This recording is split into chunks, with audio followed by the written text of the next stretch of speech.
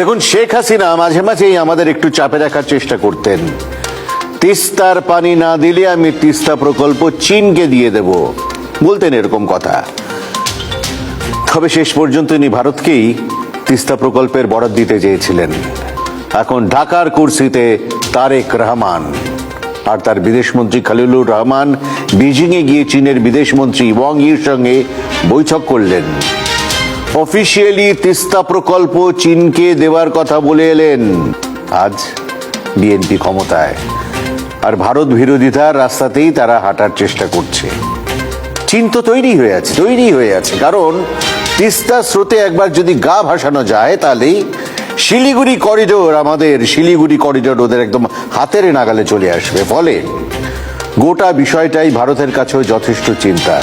তিস্তা প্রকল্প হলো বাংলাদেশের দিকের নদীতে ব্যারাজ তৈরি করা, নদীর গভীরতা বাড়িয়ে সারা বছর পণ্যবাহী জলযান চলাচলের ব্যবস্থা, নদীর দুই তীরে শহর তৈরি, বাঁধ নির্মাণের মতন কাজ।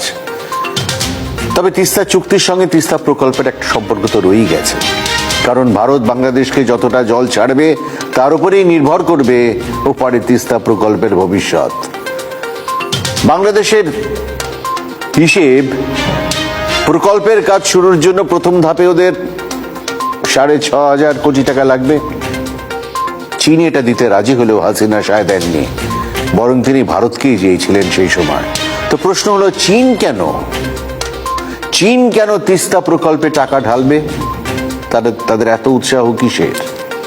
এক, তারা বাংলাদেশের ঘরোয়া বিষয়ে নিজেদের প্রভাব বাড়াতে চায়, আর দুই, তারা বেল্ট অ্যান্ড রোড ইনিশিয়েটিভ প্রকল্পে তিস্তাকে ব্যবহার করতে চায়। তিন, তারা চায় তিস্তা প্রকল্পের হাত ধরে শিলিগুড়ির চিকেন স্নেক তার একদম কাছাকাছি চলে আসতে। বাংলাদেশের তিস্তা প্রকল্পের কাজ শুরু হলে এই প্রজেক্টের বড় অংশ জুড়ে থাকবে রংপুর ডিভিশনের লালমনিরহাট জেলা। যে লালমনিরহাটে বাংলাদেশ এখন বায়ুসেনা ঘাঁটি তৈরি করতে চাইছে, যে লালমনিরহাট শিলিগুড়ির একদম কাছেই। ফলে ভারতকে কিন্তু এসব নিয়ে সতর্ক থাকতেই হবে।